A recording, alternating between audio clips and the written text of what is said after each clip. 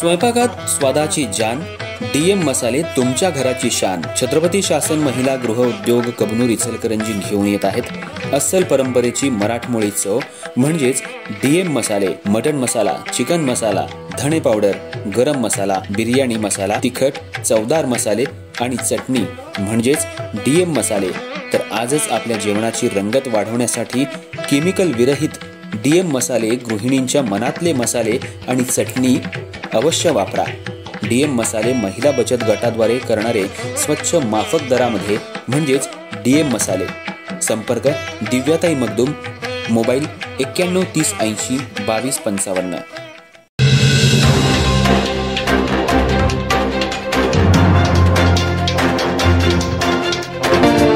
नमस्कार, मी तेजस्विनी मगदूम। एम मराठीमध्ये आपल्या सर्वांचं स्वागत आहे। पाहूया ठळक घडामोडी। कोल्हापूर जिल्ह्यासह राज्यामध्ये मुसळधार पाऊस पडत असल्यामुळे सर्वच नद्यांची पातळी वाढली आहे।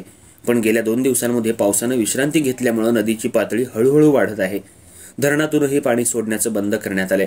या अनुषंगानेच कोल्हापूर जिल्ह्याचे जिल्हाधिकारी अमोल येळगे यांनी इचलकरंजी पंचगंगा नदी ठिकाणी जाऊन पाहणी केली आणि योग्य त्या सूचना दिल्या। जर नागरी वस्त्यांमध्ये पाणी घुसलं तर पूरग्रस्त नागरिकांना सुरक्षित स्थळी हलवण्याच्या सूचना करण्यात आल्या आहेत। तसंच त्यांच्या खाण्यापिण्याची राहण्याची सोय सुद्धा योग्यरित्या करण्यात यावी अशा सूचना करण्यात आल्या। यावेळी महापालिकेचे आयुक्त पल्लवी पाटील याही उपस्थित होत्या। सध्या इचलकरंजी हुपरीला जोडणाऱ्या लहान पुलावर पाणी आल्यामुळे वाहतुकीसाठी हा पूल बंद करण्यात आलाय। इचलकरंजीला जो यशोदा पूल बांधण्यात आलाय त्यामुळे पाणी मोठ्या प्रमाणात पास होते। त्यामुळे यावर्षी नागरी वस्त्यांमध्ये पुराचं पाणी घुसलं नाही याचाही आढावा जिल्हाधिकारी अमोल येळगे यांनी घेतलाय। यावेळी महापालिकेचे आयुक्त पल्लवी पाटील, प्रांताधिकारी दीपक शिंदे, उपायुक्त, तहसीलदार, पोलीस प्रशासन मोठ्या संख्येने उपस्थित होते।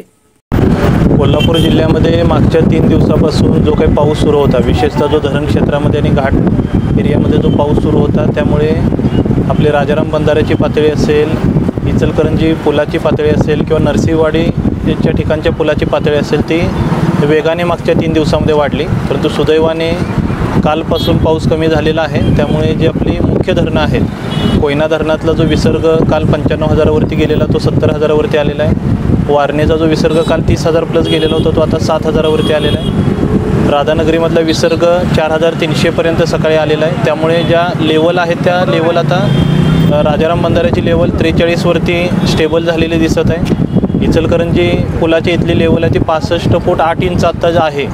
आपली इशारा पातळी 68 फूट आणि धोका पातळी 71 फूट आहे, त्याच्या खाली ही लेवल आहे।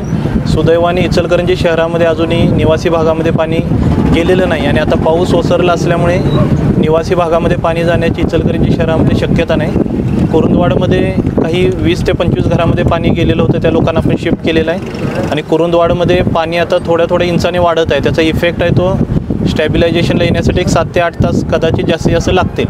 हे सर्व पाण्याच्या विसर्गावरती आणि ज्या लेवल्स आपण मॉनिटर करतो त्याच्यावरती प्रशासन लक्ष ठेवून आहे। सर्व आमची यंत्रणा आहे ती फील्डवरती आहे आणि येणाऱ्या परिस्थितीला तोंड देण्यासाठी तयार आहे। परंतु सुदैवाने पावसाचा जोर ओसरल्याने परिस्थिती नियंत्रणामध्ये येईल, यापेक्षा लेवल वाढतील असं दिसत नाही। तरी सर्व नागरिकांना नम्र आव्हान आहे, आत्ता जे रस्त्यावरती पाणी ज्या ठिकाणी आहे त्या ठिकाणी वाहनं टाकणं किंवा स्वतः जाणं लोकांनी टाळावं आणि पुढचे 2 दिवस पाणीची लेवल कमी होण्यासाठी जर पावसाचा जोर जो ओसरलेला तो असाच जर राहिला, पाऊस कमी राहिला तर पुढचे 2 ते 3 दिवस पाणी कमी होण्यासाठी लागतील। तोपर्यंत नागरिकांनी काळजी घ्यावी, वाहत्या पाण्यामध्ये किंवा रस्त्यावरती पाणी असताना त्यामध्ये जाणं टाळावं आणि प्रशासनाकडून ज्या सूचना दिल्या जातील त्याचं पालन करावं।